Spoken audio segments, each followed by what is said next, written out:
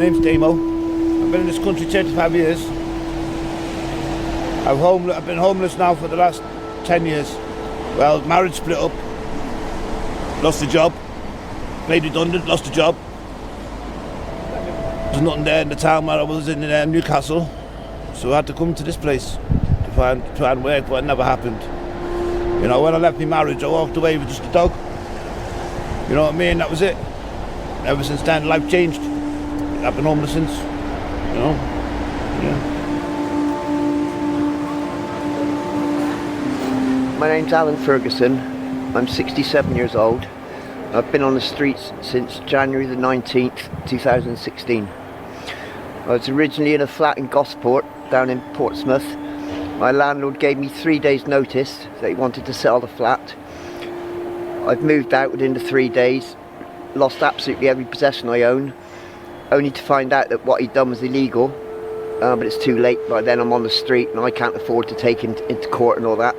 And the flat is still empty now. 4 years later, the flat is still empty. He still hasn't sold it or filled it up with anything, so that's why I'm here.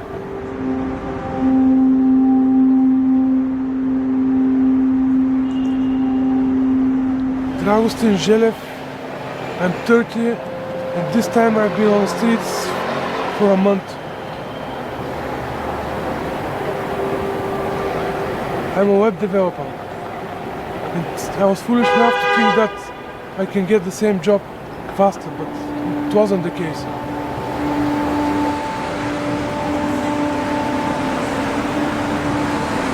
Five years ago, I was 6 months in the streets.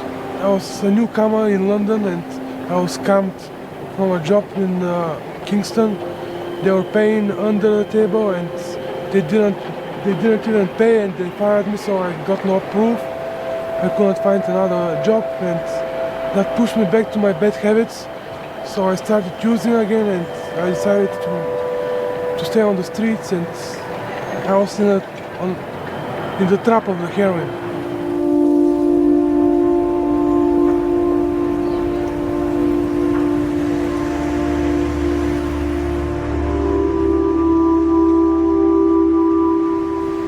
All kinds of stuff. Jesus, painting, music, art, origami, poetry, philosophy.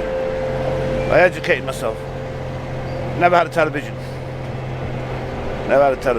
So I educated myself. But I'm kind of going blind now, so I can't read as much. I used to love reading, education. When it's summertime, I do pavement art as well. You know, pastels. Yeah, I'll do like a big portrait or something. Poetry or something. Keep this occupied.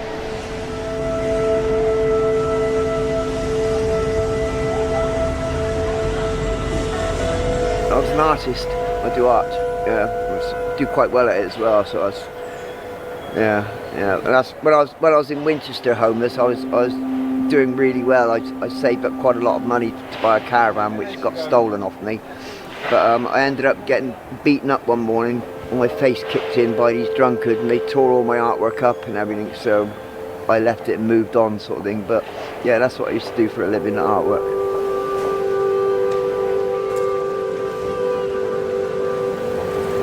I'm from a middle class family. We just did too many wrong choices. Life can be good in Bulgaria, but it's nothing compared to here. 1 hour here equals the salary of 1 day work in Bulgaria. And the prices of the food are the same. In Bulgaria you have to work like a decent job to survive, and here you can survive on the minimum wage.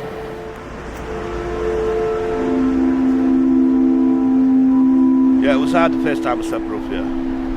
It is for most people, especially with girls. You know, I've seen a lot of young women sleeping rough. I don't think that's right. I don't think it's right. It's an obstacle you've got to get over in life. You've got to get over it. People say they can't, but you've got to. There's no such word as can't. You've got to. If you want to survive, you've got to.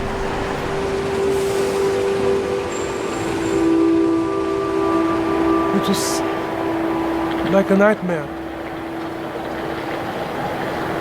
You just don't know what to do. I was wandering the streets and no sleeping bag, no nothing.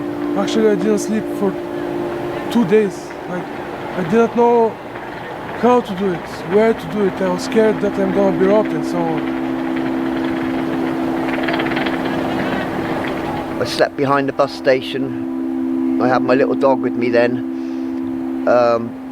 I gave her up 2 days later and gave her to a good family and what have you, but it was winter, it was January, it's freezing, and there was nobody to help. There was absolutely nobody to help. I didn't know about all the places that I know about now, but that was down in Gosport where there's nothing.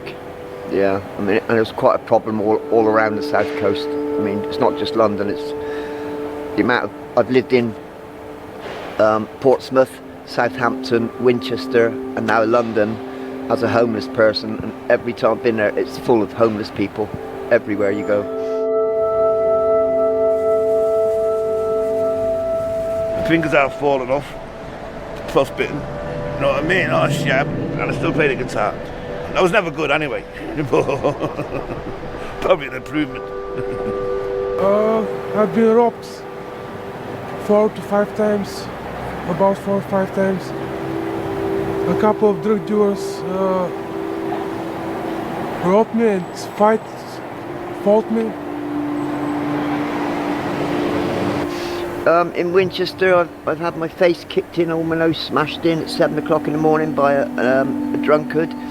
I got beat up by 7 people in Winchester, drunkards that tore all my artwork up. In Southampton, I was beaten up by 3 drunkards. In London, I've been beaten up by 2 drunkards. Yeah, I've had petrol squeezed on me, squirted on me, lighter petrol squirted on me by a group of kids up in Whitechapel. Yeah. Someone that took me from the street to their room, he gave me roofing and tried to rape me. And he was really trying to push me and kiss me, and with the last amount of power that I had, I pushed him and get off. Man, I nearly lost my life twice. That was bad. Stabbed the side of my head. That was a bad experience. I was in a coma for 2 months. Couldn't remember nothing. Couldn't remember who done it. To this day I don't know who done it. But that was a bad experience. 2 people pissed out of the head and they hit me with a traffic cone. So I hit them back and then one stabbed me, you know, over something stupid. And then I lost my sight, you know what I mean? Something stupid. You've got all these empty buildings in and around London doing nothing. Just all these fat cats just leaving them empty. Like, they could be, you know, charged £5 a week, even if they only charge £5 a week to a homeless person to have one of them rooms. I just can't understand the logic of leaving it all empty, like, you know what I mean, and leaving people like us out on the street, because it's not like we're idiots, it's not like we're, you know, violent criminals or anything like that. We're just people that have had a hard time in life. Bang, we've ended up on the street, you know what I mean. There's a chance that you could help them and help, you know what I mean, but they don't, they'd rather walk by.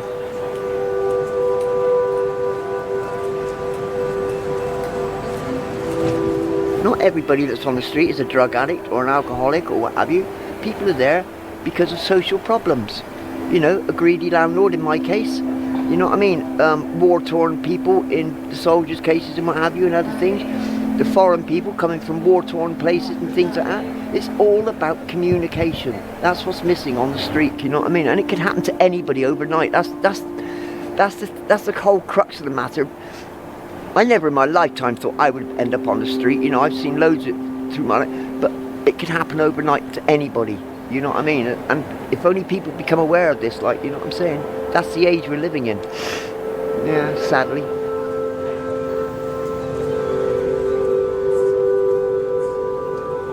People need to talk to people. You know what I mean? That's probably the biggest problem we've got, is people don't talk to us enough. You know what I'm saying? We spend days and days and days and days without talking to anybody, you know what I'm saying? They're quick to drop off things, bless them. We're very grateful for everything that's happened, you know, that they help us with. But I'd rather someone stopped the money and chatted with me, because then they become aware. Oh yeah, shit, you get good and bad in everyone, don't you? Yeah, I got a lot of good people. Always nice to say hello to me, you know what I mean? Am I okay? You know, of course. They're not all bad. There's not all badness out there. There's a lot of good people out there, to tell you the truth. I'm hungry, they want something to eat, you know, are you okay? You know, that's nice when you hear that. I'm okay, I don't want, I'm alright, you sure? Yeah, I'm sure. Well, it's nice just them to acknowledge it, you know what I mean? I'm not just a piece of shit sitting here, waiting to die, you know what I mean? Better off dead if you ask me.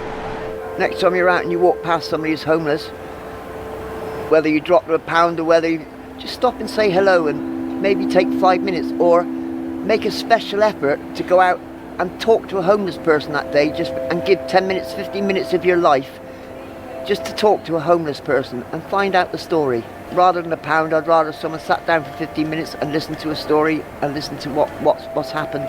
You know what I mean? That way, that's another person that will react, you know what I mean, and help. Yeah. If you want to help a homeless person, don't give him money, speak with him, maybe some food, advices, smile, hug. Just me, I'm a fighter, I won't give in, you know what I mean, and plus I got a really good friend, you know what I mean, and the two of us together, like, you know, we take on anything, you know what I mean, so I've lasted 4 years so far, you know what I mean, at my age, so I ain't done bad. Life's a fight for all of us, like, you know what I mean, irrespective of who you are, where you come from, life's a fight, life's a battle, so get on with it. Yeah.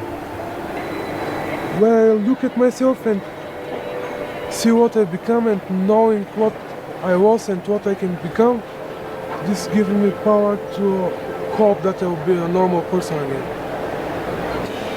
It's going to get worse. It's going to get worse before it gets better. I mean, there's a big thing with the evening standard at the moment. They reckon they're going to try and make homelessness in London a thing of the past in 2 years.